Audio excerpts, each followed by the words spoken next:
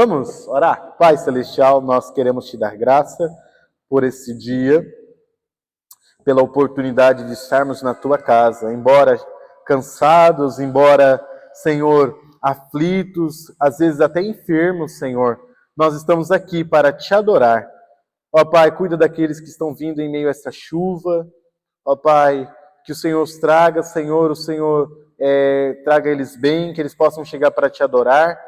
E o propósito desta aula, Pai, é para te engrandecer. E, Pai, por favor, fala a cada coração aqui presente, receba a nossa adoração. Obrigado por tudo, em nome de Jesus. Amém. Lição 13 aí, encontraram? Encontraram? Ótimo. Tudo bem. Lá na nossa lição 13,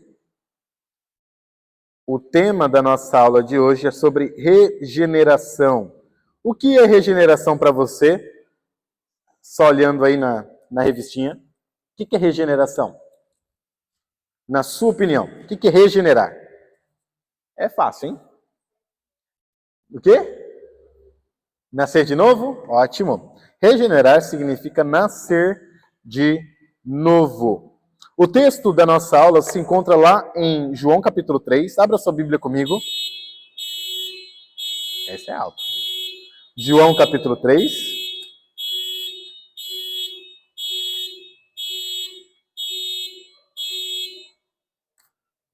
Amém. João capítulo 3, do versículo 1 até o versículo 15. Assim diz a palavra do Senhor lá em João 3, 1 a 15. Havia entre os fariseus um homem chamado Nicodemos, um dos principais dos judeus. Este de noite foi ter com Jesus e lhe disse: Rabi, mestre, sabemos que é mestre vindo da parte de Deus, porque ninguém pode fazer esses sinais que tu fazes se Deus não estiver com ele.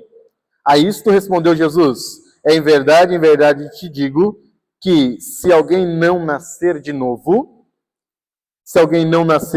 não pode ver o reino de Deus. Perguntou-lhe Nicodemos: como pode um homem nascer sendo velho? Pode, porventura, voltar ao ventre materno e nascer a segunda vez? Respondeu Jesus: em verdade te digo, quem não nascer da água e do Espírito não pode entrar no reino de Deus. O que é nascido da carne é carne, o que é nascido do Espírito é Espírito. Não te admires eu de te dizer: importa-vos nascer de novo. O vento sopra onde quer, ouves a sua voz, não sabes de onde vem, nem para onde vai, assim é todo que é nascido do Espírito. Então lhe perguntou Nicodemos: como pode suceder isso? Acudiu Jesus: tu és mestre em Israel e não compreende estas coisas? Em verdade te digo que nós dizemos o que sabemos e testificamos o que temos visto. Contudo, não aceitais o nosso testemunho. Se, tratando de coisas terrenas, não me credes, como crereis se vos falar das celestiais? Ora, ninguém subiu ao céu, senão aquele que de lá desceu, a saber, o Filho do Homem, que está no céu. E do modo que, porque Moisés levantou a serpente no deserto, assim importa que o Filho do Homem seja levantado, para que todo o que nele crê tenha a vida eterna. A aula de hoje nós vamos estudar esse tema que é muito importante em nosso meio, que é a regeneração, ou seja, o novo nascimento. Em sua revistinha aí, se você tem a sua revistinha aí comigo, nosso Senhor afirmou a quem aqui? A Nicodemos, ok? Não existe outra solução para a necessidade do mundo, do ser humano. Importa o quê? Nascer de novo. Agora, vamos fazer algumas perguntinhas aqui, ok? Deixa eu só me ajeitar. Cada domingo eu faço um método diferente, né? Então é meio estranho. Vamos lá. Sobre Nicodemos, ok? Conseguem ver aí? Eu sei que se qualquer coisa eu mudo a cor da caneta, tá bom? Isso aqui significa, está escrito Nicodemos aqui, tá bom? Se você não consegue enxergar. Nicodemos. Quem é Nicodemos? Vamos segundo a palavra de Deus, tá bom? O texto vai nos dizer que ele havia entre os fariseus. Primeira coisa ali que nós vemos sobre Nicodemos, ele era um fariseu. Quem eram os fariseus? Ok? Um grupo extremamente rigoroso com a obediência da lei do Velho Testamento. Ok? Eles seguiam à risca. Era um grupo muito influente no judaísmo da época. Tá bom? Então, fariseu, um grupo de judeus que seguia a lei de forma estrita, rigorosa. Tá bom? E aí o texto vai nos dizer que Nicodemos, ele é um dos principais dos judeus. Ou seja, ele era um membro do Sinédrio. Ele era um membro do Sinédrio. O Sinédrio era um tribunal dos judeus, ok? Que era composto por 72 judeus, tá bom? Fariseus, saduceus, escribas e os sumos sacerdotes, tá bom? Então, ele era uma pessoa que seguia a lei de forma rigorosa, ele fazia parte do tribunal superior dos judeus, ok? Ele também, conforme Cristo, ele era chamado do quê? O que Cristo chama ele no versículo 10? Mestre. Mestre, você pode traduzir aí por professor, instrutor, doutor da lei. Olha as características de Nicodemos. Seria ou não seria um belo membro da nossa igreja? Seria ou não seria?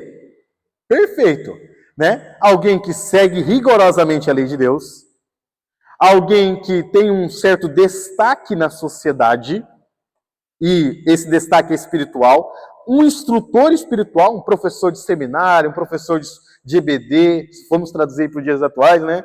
Um professor, um pregador do evangelho não, né? Mas um pregador, um instrutor. Então você vê todas essas características aqui de Nicodemos. Ele era uma pessoa o quê, segundo os nossos dias? Religiosa, extremamente religiosa. Ele era um religioso. E Cristo vai chegar para este homem religioso, e o que ele vai falar para esse homem religioso? Importa nascer de novo. Note comigo o versículo 2. Este de noite foi ter com Jesus e lhe disse: Rabi, sabemos que é mestre vindo da parte de Deus, porque ninguém pode fazer esses sinais que tu fazes se Deus não estiver com ele. Só acrescentando mais um detalhe aqui, Nicodemos tinha todas essas características aqui, né? Ele era, vamos dizer, um bom cidadão. E ele tinha também uma coisa muito interessante aqui. O que Nicodemos tinha de interessante, de acordo com o versículo 2?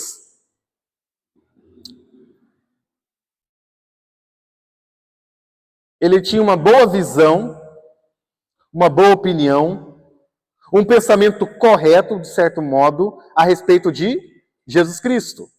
Ele vai começar ali no versículo 2, vai falar Rabi, mestre. Rabi significa mestre. Ele sabe quem Cristo é, e ele vai dizer, sabemos que é mestre. Ele sabe a origem de Cristo. Olha, sabemos que o Senhor vem da parte de Deus. Eles sabem que os milagres que Jesus realizava, ele só poderia realizar essas coisas porque Deus estava com ele. Então ele tem uma boa visão sobre Cristo. Note, uma pessoa que seguia a lei de forma rigorosa, uma pessoa que pertencia à alta sociedade espiritual da época, alguém que instruía as pessoas da época, alguém que tinha noção sobre quem Cristo é. E o que Cristo fala para ele? Importa nascer de novo. Versículo 3. A isto, Cristo responde a isto, ao que foi dito. Respondeu Jesus: Amém. No original é amém. Em verdade te digo, se alguém não nascer de novo, não pode ver o reino de Deus. Qual é o erro de hoje da sociedade? Qual é o maior erro da sociedade? E às vezes até mesmo do nosso meio. Nós vemos todas essas características nas pessoas. Nossa, a pessoa é educada, tem um bom conhecimento da palavra de Deus, ela é um líder de uma igreja, ela ensina bem, ela tem uma visão interessante sobre Cristo. E muitas vezes nós esquecemos de uma coisa. Tudo isso aqui pode ser jogado no lixo se essa pessoa não nascer de novo.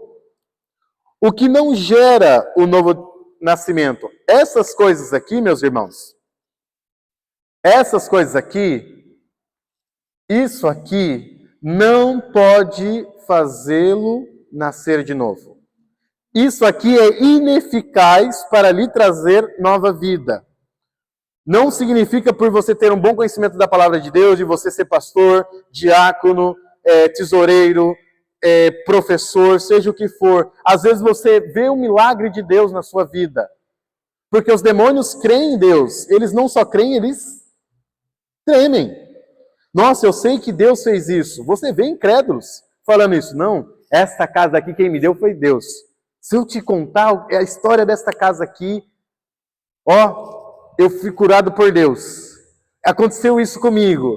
Legal, você tem uma boa visão sobre Deus, você conhece tantas coisas sobre Deus, mas se você não nascer de novo, você não pode ver o reino de Deus. Então Cristo fala isso, esse contexto, ele não fala para Zaqueu. Lembra Zaqueu? Né? Zaqueu era quem, segundo a palavra de Deus? Publicano. Que recebe todos os seu dinheiro de forma ilícita. É ladrão. Era um ladrão. Zaqueu era um ladrão. As pessoas odiavam os publicanos na época, porque eles eram desonestos. Jesus chega na casa de Zaqueu, o texto não vai falar que conversa que tem, Zaqueu se arrepende. E Cristo fala, hoje houve salvação nessa casa. Ok? Se você lembrar também, temos a história do ladrão na cruz. O ladrão na cruz chega, ele blasfema Cristo na cruz com seu outro colega ali, né? Colega talvez de imediato, com os outros que estavam ali embaixo. Eles blasfemam Cristo, ele se arrepende, ele pede para que Cristo lembre dele, e Cristo fala o que para aquele ladrão? Hoje tu estarás comigo no paraíso. Agora, Cristo chega para esse religioso e o que ele fala? Não fala, olha, que legal, você tem uma vida muito boa, veja que você tem um conhecimento muito grande das coisas de Deus, você não precisa de mais nada. Você pode ser um membro dessa igreja, você pode fazer parte aí do meu grupo de discípulos. Não, Cristo não se deixa iludir. Cristo chega para esse homem, nesse contexto, num contexto de religiosidade, e diz, importa nascer de novo. Note, meus irmãos, ser religioso não gera um novo nascimento. Ter uma posição religiosa não gera um novo nascimento. Ser mestre, professor, instrutor, doutor, diácono, pastor, isso não lhe traz novo nascimento. Conhecer coisas sobre Cristo não te traz um novo nascimento. Chamar de Cristo de mestre, mestre, elogiá-lo, não te traz um novo nascimento. A pergunta é para nós aqui, o que gera um novo nascimento? Tia Michele. O que gera um novo nascimento segundo o texto? Vou falando o nome de vocês, vocês vão ficar famosos lá no YouTube, né? Segundo o texto.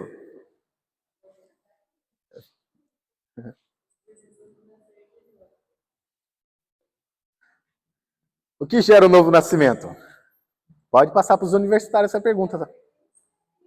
Ok? Reconhecimento de Cristo. Vamos lá. Nós vamos falar sobre a natureza desse novo nascimento. A natureza do novo nascimento.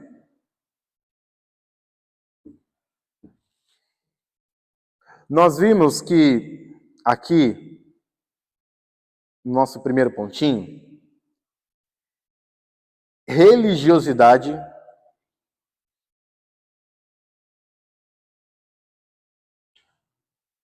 não traz novo nascimento. É incapaz. Não dá. Ponto B. O novo nascimento é obra exclusiva de Deus.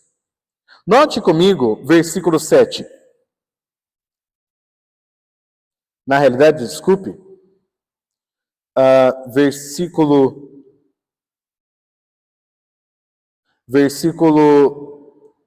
8.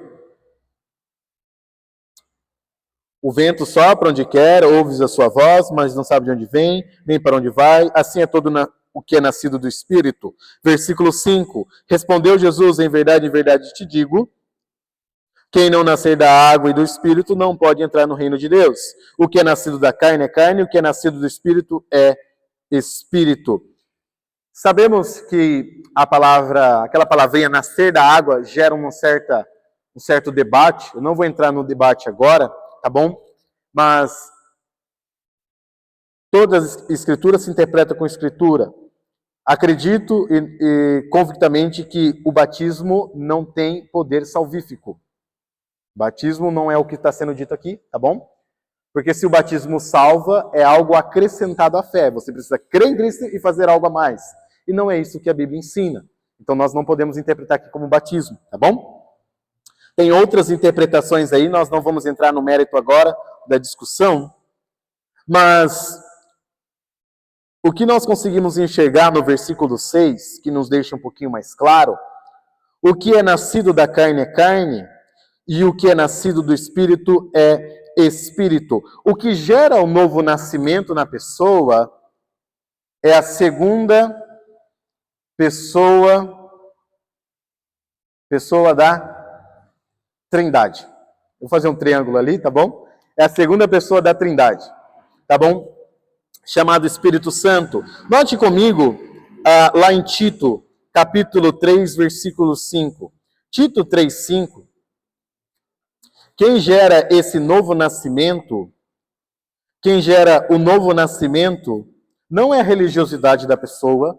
Você pode estar 30 anos na igreja, ser um belo religioso, mas ainda estar caminhando para o inferno. E nós vamos ver isso. O quê? Desculpa? Terceira, muito obrigado. Perdão, gente, que heresia, ó. Terceira. Tudo bem, cada pessoa da Trindade tem um papel na salvação, tá bom? Obrigado, meu bem. Poderia ter falado mais alto, tá bom? Obrigado. Que gafe, né? Aí o pessoal faz um corte e vai lá no YouTube lá, ó, heresia, gente, né? Mas tudo bem, foi heresia aí que não. As três pessoas estão envolvidas na Trindade, na salvação, tá bom?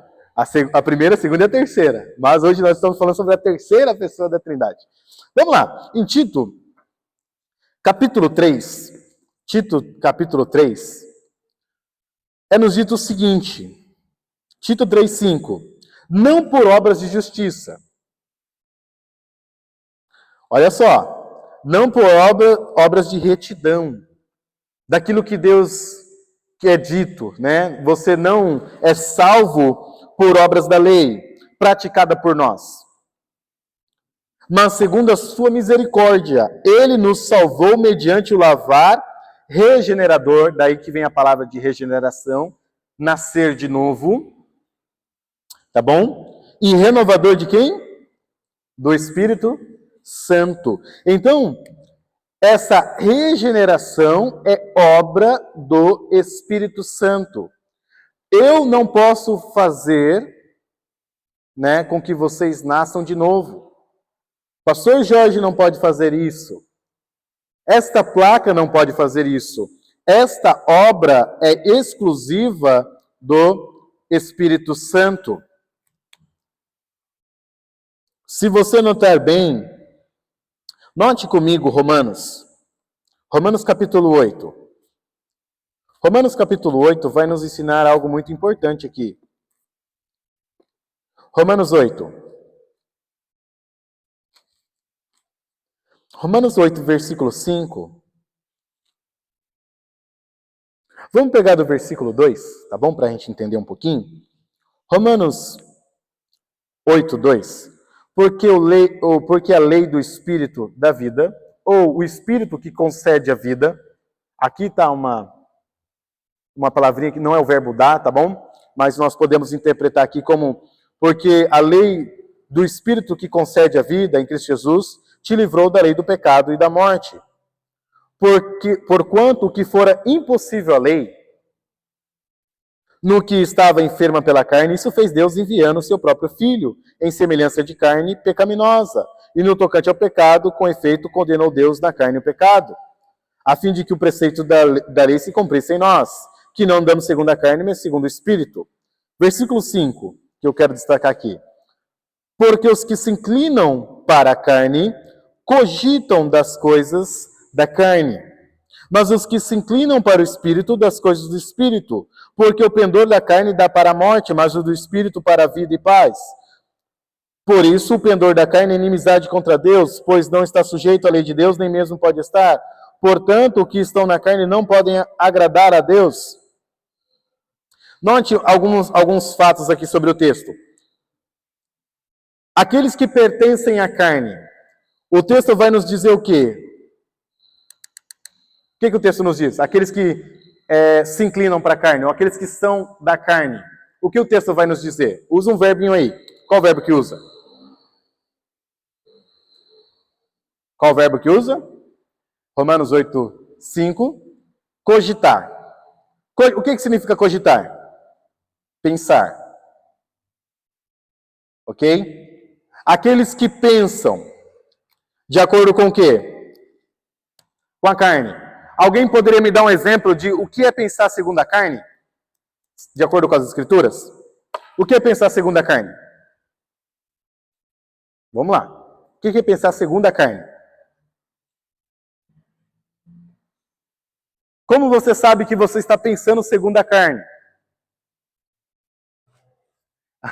Ok? Vamos lá para Efésios. Vamos abrir alguns versículos, tá bom? Efésios vai nos mostrar uma coisa muito interessante. O que é a mentalidade da carne? Tá bom? Efésios 2. E a gente volta para Romanos, tá bom? Efésios 2, versículo 1. Ele vos deu vida, estando vós mortos nos vossos delitos e pecados, nos quais andastes outrora, segundo o curso deste mundo. Eu e você, antes da conversão, andávamos segundo o curso deste mundo. A filosofia mundana, contrária a Deus. Segundo o príncipe da potestade do ar, do espírito que agora atua nos filhos da desobediência, entre os quais também todos nós andamos outrora, segundo as inclinações da nossa carne, fazendo a vontade da carne e dos pensamentos. Note isso, quando eu e você éramos incrédulos, quando eu e você estávamos longe de Deus, eu e você fazíamos a vontade da nossa carne e dos pensamentos. Quando você lê Gálatas, capítulo 5, versículo 19, Gálatas 5, 19, diz o seguinte: as obras da carne são conhecidas. E são prostituição, impureza, lascívia, idolatria, feitiçaria, inimizades, porfias, ciúmes, iras, discórdias, dissensões, facções, invejas, bebedices, glutonarias e coisas semelhantes a estas, a respeito das quais eu vos declaro, como já outrora vos preveni, que não herdarão o reino de Deus os que tais coisas praticam. Então, eu e você andávamos nesses pecados, Fazíamos a vontade da carne e fazíamos a vontade do pensamento. Eu e você tínhamos prazer nessas coisas. Agora, quando você volta para Romanos capítulo 8, você entende um pouquinho o que é cogitar. Pensar. Cogitar significa isso, pensar. Porque os que são da carne, eles pensam as coisas da carne. Eles pensam de forma carnal, eles pensam segundo os seus prazeres. Eles querem atender os prazeres do seu coração. Eles querem atender os prazeres da sua mente. Eles querem atender os prazeres da sua carne. As pessoas que andam segundo a carne. Ok? Elas cogitam das coisas da carne. Agora, as pessoas que andam, que se inclinam para o Espírito, elas pensam nas coisas do quê? Do Espírito. Quando Cristo diz, aquele que é nascido da carne é carne, é evidente. Seus pecados são evidentes. Agora, note, quando Cristo diz isso para Nicodemos, quem eram os fariseus, segundo a Bíblia? Não. Quem eram os fariseus, segundo a palavra de Deus? Não. Eram hipócritas. Eram religiosos hipócritas. Eram pessoas que guardavam a lei, pessoas que eram externamente religiosas, mas dentro eram hipócritas. Cristo vai falar em Mateus capítulo 23, Cristo vai falar em Mateus 23 o seguinte, meus irmãos. Mateus 23, ele vai falar algo sobre os escribas e fariseus. Versículo 15. Escribas e fariseus. Olha só. Ai de vós, escribas e fariseus, o quê? Atores, religiosos, hipócritas. Vocês fingem religiosidade, mas vocês de fato não são salvos. Porque rodeais o mar e a terra para fazer um prosélito. E uma vez feito, o tornais filho do inferno. 2 vezes mais do que vós. Note só, eram pessoas religiosas e Cristo diz para eles, vocês estão indo para o inferno. Vocês são religiosos e vocês estão indo para o inferno. Vocês têm toda essa aparência de santidade, mas vocês são hipócritas, atores, vocês estão indo para o inferno. O que vocês geram na carne é carne. O fruto que vocês estão gerando é carnal. Não é espiritual. Porque o fruto do Espírito, aqueles que são nascidos do Espírito, vão se inclinar para as coisas do Espírito. Ok? Então, lá em João capítulo 3, nascer do Espírito é ter a mentalidade do Espírito. O Espírito nos lava, ele nos transforma por completo. Em Tito, vai falar que esse Espírito, ele nos regenera, nos faz nascer de novo. Ele não só nos faz nascer de novo, ele nos renova. Aqueles que estão em Cristo são o quê? Velhas criaturas. Criaturas reformadas. Adaptadas ao meio. Religiosas. Não, é nova. O Espírito Santo, quando ele gera o nascimento em nós, ele nos torna novas criaturas. As coisas velhas se passaram e eis que se fizeram novas. Aquele que é nascido da carne, suas obras são evidentes, conforme Gálatas. Aqueles que são nascidos do Espírito, conforme Gálatas, suas obras também são evidentes. A pessoa que antes odiava seus irmãos, passa a amar seus irmãos. A pessoa que antes vivia deprimida, de certa forma, aprende a ter alegria em Deus. A pessoa que antes vivia com o fardo da culpa, agora desfruta da paz com Deus. A pessoa que antes era rancorosa, agora ela aprende a ser bondosa. A pessoa que antes era viciada, aprende a ter domínio próprio. Note, quem nasce do Espírito é do Espírito. Tá bom? Então, esse ato do novo nascimento não é feito pela religião, não é feito pela placa dessa igreja, não é feito pelos pastores, Eu não posso fazer isso com vocês.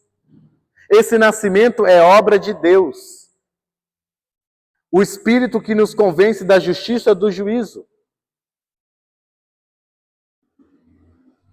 Se você lembrar bem lá em João capítulo 1, versículo 13, os quais não nasceram do sangue, nem da vontade da carne, nem da vontade do homem, mas de Deus. Ou seja, o novo nascimento não é algo que eu posso produzir por vocês. Não é algo que eu produzo com minhas mãos. Somente o Espírito Santo pode fazer isso em nós. E quando ele faz, ele deixa uma marca em nós.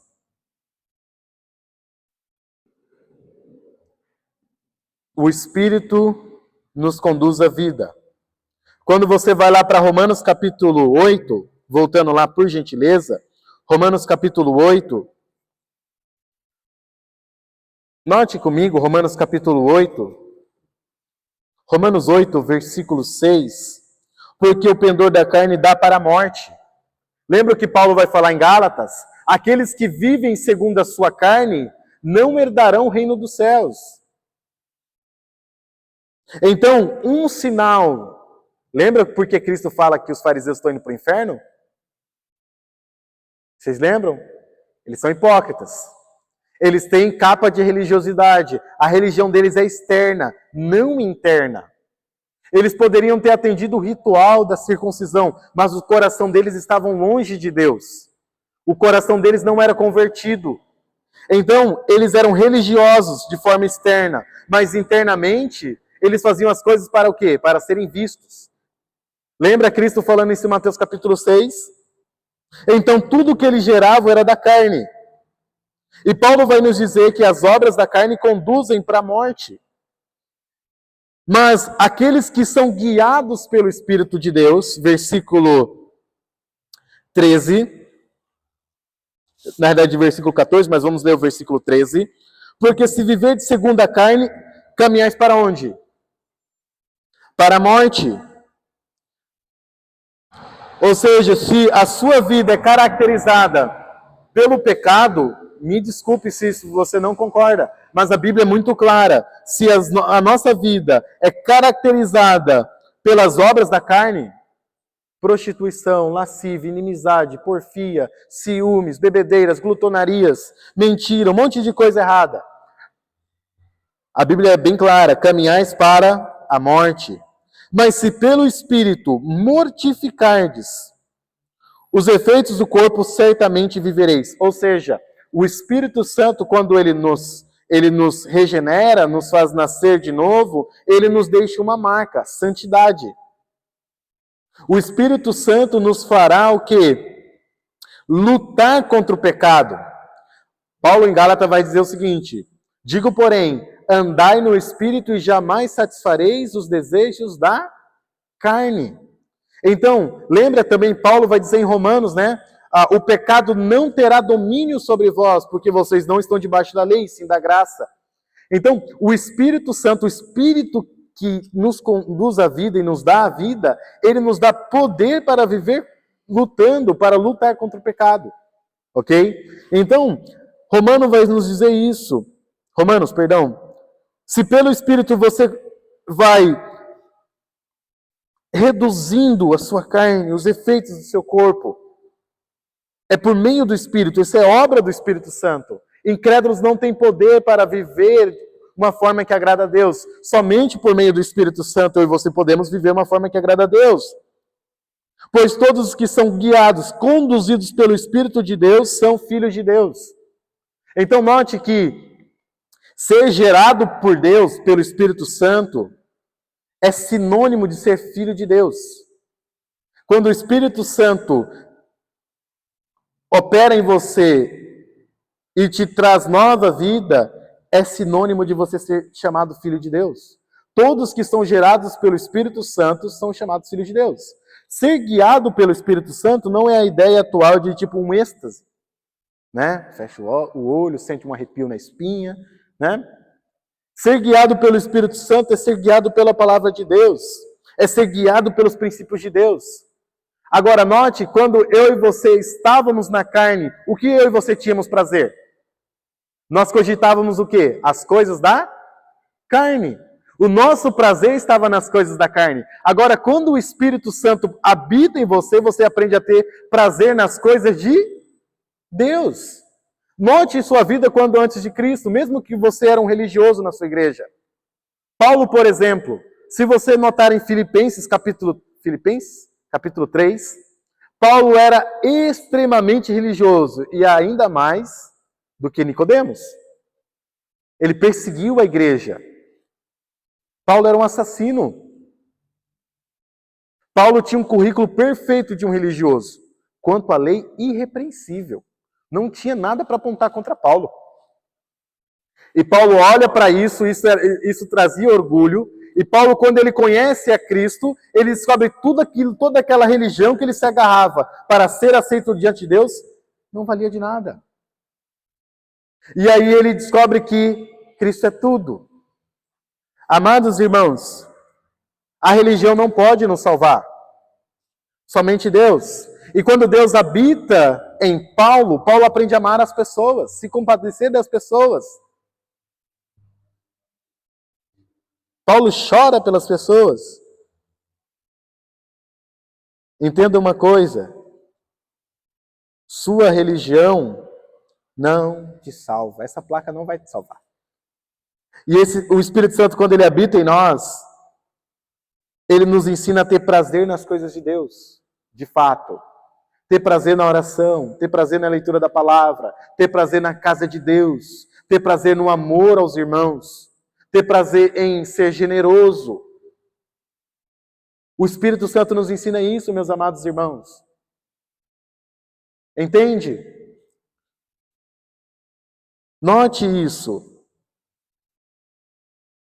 E quando você termina de ler aquele pequeno trecho ali de Romanos 8, diz o seguinte: porque não recebestes o espírito de escravidão para viveres outra vez atemorizados, mas recebeste o espírito de adoção, nós fomos adotados, baseados no qual clamamos, Abba, Pai. Quando você entende que você é filho de Deus, você tem a maior ousadia, né, permite-me usar essa expressão, para chamar Deus de papai. Você tem consolo em Deus. E chamar Deus de papai, não só nos momentos bons, mas também nos momentos difíceis. Papai, ajude-me. E o próprio Espírito testifica com o nosso Espírito que somos filhos de Deus. Note, esse testemunho não é baseado em nossos princípios, mas baseado segundo a palavra de Deus. Então, quando você estuda a palavra de Deus e você vê lá, bom, eu creio nessas verdades. Talvez hoje você está se questionando, será que eu sou um filho? Mas eu também quero te trazer, se você é um salvo, eu quero te trazer alívio. Infelizmente, eu e você nos desviamos, eu e você pecamos, eu e você erramos, mas o verdadeiro salvo, ele continuará olhando para a obra de Cristo. O verdadeiro salvo, ele erra, infelizmente. Mas o pecado não é um hábito, é um acidente. Para aqueles que dirigem aí, você fica todo dia batendo o carro? Espero que não. Né? O pecado é um acidente. É algo que você detesta. Quem gosta de ficar batendo o carro aí? Só os indianos, né? Quando você vê lá os vídeos do pessoal da Índia, é terrível. Eles amam bater os carros deles, não sei como. Né? Não só o carro, o ônibus, né? Mas para aquele que ama a carne, ele não está nem aí para Deus. Ele não se importa com Deus. Ele odeia as coisas de Deus. Porque Romanos vai nos dizer uma coisa muito interessante. O pendor da carne, ou seja, o pensamento da carne, é inimiga de Deus. Pois não está sujeito à lei de Deus. Não consegue se submeter a Deus. As coisas de Deus são um enfado.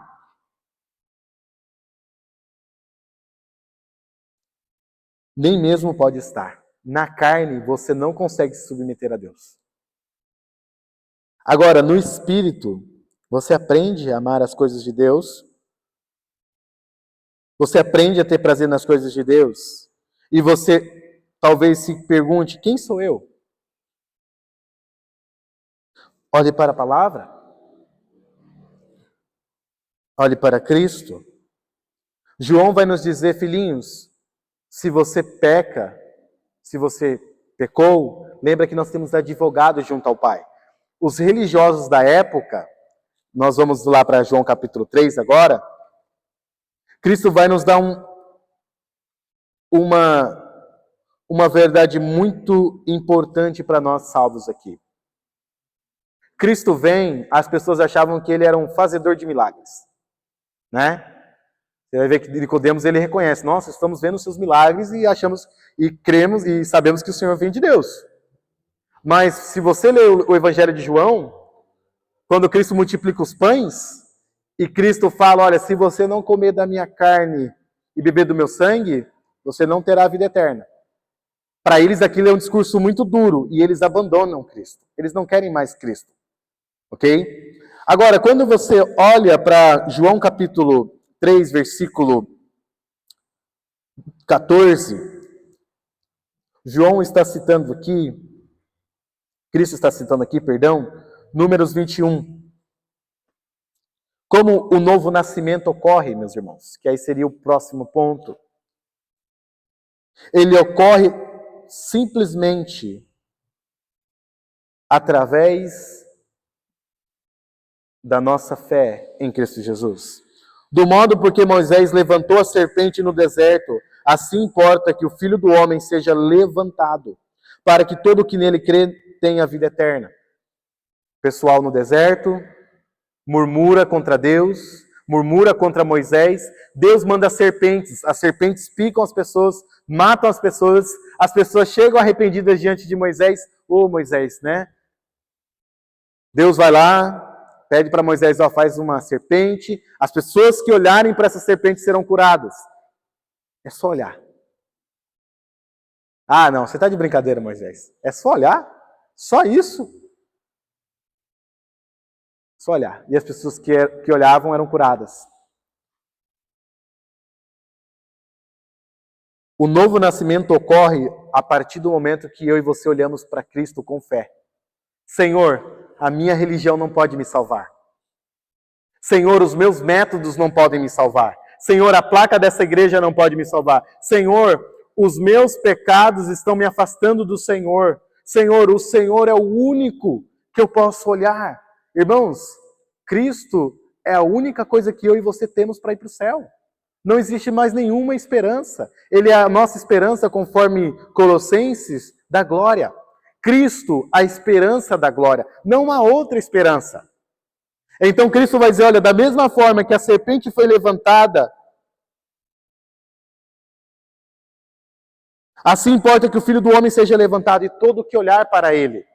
Há uma história não, né? É o testemunho de um grande pregador. Em certo culto, se eu não me engano, 1850, alguém estava pregando, era um pregador que estava substituindo o pastor naquela ocasião. Então, a pregação dele, terrível, né? No sentido de qualidade. Um pregador inexperiente, aí chega um jovem, provavelmente cheio de pecados, pelo que eu me lembro. Esse jovem está no culto, e esse pregador inexperiente está lá falando para as pessoas: olhe para Cristo, olhe para Cristo, olhe para Cristo. E ele aponta para esse jovem inexperiente, ou para esse jovem pecador: ei, você que está aí, olhe para Cristo. E aquela pessoa se converte. Adivinha quem era? Spurgeon. Olha como Deus usa. Às vezes a gente nem sabe o que Deus faz por meio da nossa vida. Um homem que olhou para Cristo e transformou milhares de vidas. Não foi a religião, não foi o fato de ele estar na igreja, né? O fato de ele ter olhado para Cristo, o salvou, mudou sua vida e mudou inúmeras vidas e tem mudado vidas até hoje. Olhe para Cristo. E quando você olha para Cristo, a promessa de Deus é certa. Você tem a vida eterna, é algo que você desfruta agora e continuará desfrutando para a eternidade. Agora, como os religiosos da época agiam? Versículo 20. Pois todo aquele que pratica o mal aborrece a luz, odeia Cristo. Não se chega para a luz, ele odeia Cristo, a fim de não serem erguidas as suas obras. A pessoa que não conhece Deus, que não é salva, quando se fala de se aproximar de Cristo para obter salvação, ela não quer Cristo. Ela só, eu vou me levar para o céu, mas eu te digo, se você está se levando para o céu, Cristo morreu em vão. Paulo vai falar isso. Se é por obras, se é por boas ações que você vai para o céu, então Cristo morreu em vão. As pessoas que não conhecem Deus, não querem se aproximar da luz. Mas aquele que pratica a verdade, aquele que crê em Cristo, ele se aproxima da luz, a fim de que suas obras sejam manifestas, porque feitas em Deus. Aqueles que são de Cristo, meus amados irmãos, não é que você não peca. A diferença é muito grande. Você não vive na prática do pecado. Eu e você erramos com a mente, com as nossas mãos, com o nosso coração. Mas há uma grande diferença. O Espírito Santo, ele nos incomoda para arrependermos. Nos incomoda para nos trazer de volta para Ele. Religião não salva. Somente Cristo salva. Deus, ele amou o mundo de tal forma que ele envia seu Filho, e esse é o contexto aqui, João 3, ele amou o mundo de tal forma que ele envia seu Filho para que, se você crê nele, para que ao crer nele, você tenha a vida eterna. Mas no versículo 36, nos dito o seguinte: pois quem crê no Filho tem a vida eterna, o que todavia se mantém rebelde contra o Filho, não verá a vida, mas sobre ele permanece a ira de Deus. Amados irmãos, sobre a nossa aula de hoje, regeneração, precisamos refletir. Cristo nos salvou. Colossenses vai nos dizer que nós fomos criados por meio dele e para ele. Se Cristo transformou a sua vida, irmão, o que você está fazendo com a sua vida? Se Cristo transformou você, se Cristo te deu a esperança de vida eterna, o que você está fazendo com a sua vida? Se hoje você está longe do Senhor, se arrepende e volte para Deus. Volte para esse deleite da presença de Deus. Irmãos, é um privilégio. Deus abriu as portas do céu para nós. Então, volte. Se você está longe do Senhor, se você é um filho, está longe dele, volte para ele. E se você não é filho ainda, olhe para Cristo. O justo viverá pela fé, do começo ao fim. A vida cristã é uma vida olhando constantemente para Cristo, do começo ao fim. Tá bom? Então, alguma dúvida até aqui? Não? Posso dar prova? Eu sempre prometo prova. Eu tenho que um dia, ter a coragem de fazer uma provinha para vocês, Mas espero que esse estudo tenha te ajudado. O novo nascimento é obra do Espírito Santo. E aí nós aprendemos a depender do Espírito Santo na pregação do Evangelho. Nós pregamos, nosso papel é pregar. Mas nosso clamor é: Senhor, regenera esta vida. Senhor, renova essa vida.